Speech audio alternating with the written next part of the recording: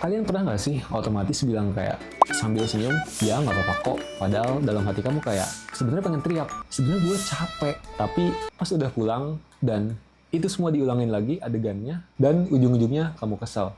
Entah itu sama orangnya, tapi tetap lebih kesel sama diri sendiri. Nah, ini menarik banget nih, karena kadang itu bukan soal tentang kamu yang baik atau kamu yang egois, tapi soal kamu ngerasa aman atau tidaknya. Tapi tenang, kalau kamu relate, kamu nggak lemah kok. Ini sering terjadi, terutama di lingkungan pertemanan, pasangan, bahkan sampai di lingkungan kantor. Yuk, kita bedain pelan-pelan.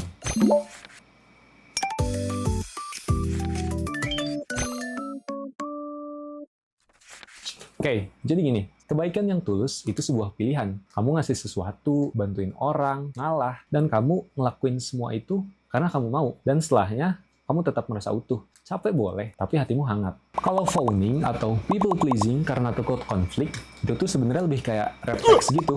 Bukan karena aku mau, tapi karena aku harus biar aman.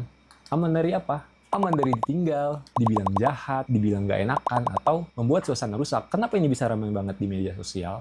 Karena algoritma juga suka orang yang ramah, yang setuju, yang gak bikin ribut. Sementara orang yang sering pasang batas itu biasanya dicap drama atau sibuk atau kok berubah. Dari situ kita bisa belajar. Jadi orang gampang itu lebih selamat, padahal belum tentu sehat. Nah, biar gampang, kita bikin 4 cara buat bisa bedainnya. Poin pertama, cek efek setelahnya.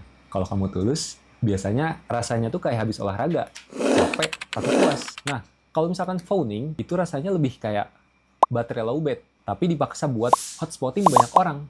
Setelahnya, nyesek dan muncul kalimat, tadi kenapa gue iyain ya? Poin kedua, tes kebebasan. Orang yang baik itu bisa buat bilang enggak tanpa panik. Kalau nggak enakan mah tetap perasa lah ya, tapi masih stabil. Nah, beda sama phoning. Phoning itu begitu mau nolak, seketika langsung deg-deg ser pikiran, terus mulai over-explain dari situ. Nah, dari situ kamu mulai bikin esai tuh. Maaf ya, soalnya aku tadi bla bla bla bla, terus besok bla bla bla dan aku nggak enakan bla bla bla. Padahal yang kamu perlu itu cuma istirahat. Kita rehat sejenak. Poin ketiga, realita tidak baik. Kebaikan tulus itu biasanya nggak perhitungan. Kamu nggak berharap suatu saat akan ada yang balas kebaikannya. Nah, beda sama phoning nih. Kalau phoning itu mereka punya harapan tersembunyi. Kalau gue baik, mereka harusnya nggak akan ninggalin gue dong. Jadi bukan soal transaksi uang, tapi soal transaksi rasa aman. Dan kalau nggak dibalas, di situ kamu akan sangat kecewa. Tapi kamu juga malah ngakuin bahwa kamu itu kecewa. Next, poin keempat, soal batas. Kebaikan itu pasti punya limit. Kamu boleh banget bantu orang, tapi kamu juga harus tahu kapan kamu harus bisa berhenti. Nah, kalau phoning, mereka itu nggak punya batas yang jelas. Mereka itu tiba-tiba shutdown. Awalnya mereka bilang, oke, iya. Tapi suatu ketika kamu hilang, marah, atau bahkan sampai ngeblok gitu. Orang lain langsung bingung dong kalau gitu. Pun kamu juga bingung di situ. Karena kamu nggak pernah ngasih sinyal batas dari awal. Kalau kamu mau satu analogi utama, phoning itu mirip kayak alarm kebakaran yang terlalu sensitif. Ada asap dikit aja bunyinya udah kayak satu apartemen mau kebakaran.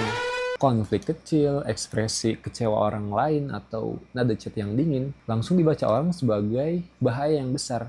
Jadi, dari situ kamu langsung buru-buru untuk memadamkannya dengan cara menyenangkan orang lain. Akar polanya sederhana, tapi dalam. Dulu, kamu belajar bahwa konflik itu sebuah kehilangan rasa sayang, kehilangan rasa diterima, kehilangan rasa aman. Terus kamu jadi anak yang paling baik, jadi teman yang paling ngerti, jadi karyawan yang paling siap. Dari situ strategi bertahan hidup berhasil. Waktu kamu belum punya pilihan, tapi sekarang kamu sudah mulai dewasa. Strategi itu bisa bikin mulai kamu kelelahan. Nah, sekarang bagian pentingnya, bagaimana cara keluar tanpa berubah jadi jutek? Kita bisa pakai 4 toolkit sederhana yang realistik ini. Oke, langkah pertama, micro pause. Sebelum jawab, biasain buat bilang, sebentar ya, gue pikir dulu.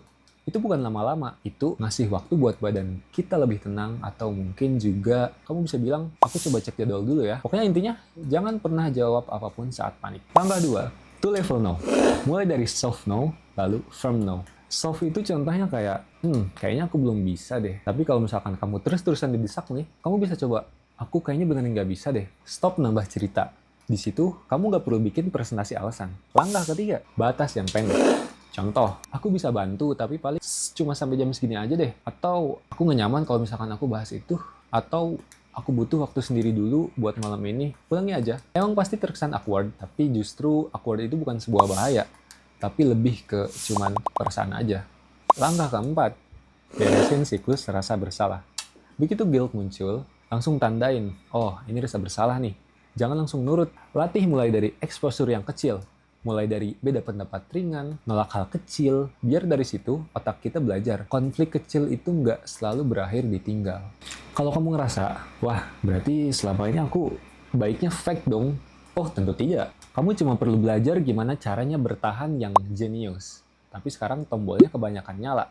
Target kita bukan jadi orang galak, tapi target kita jadi orang yang baik yang nggak ninggalin diri sendiri. Kalau salah satu dari poin di atas ada yang menurut kamu, wah ini nyentil banget nih buat gue. Coba dong tulis di kolom komentar dan coba share ke teman kamu yang susah banget buat bilang enggak.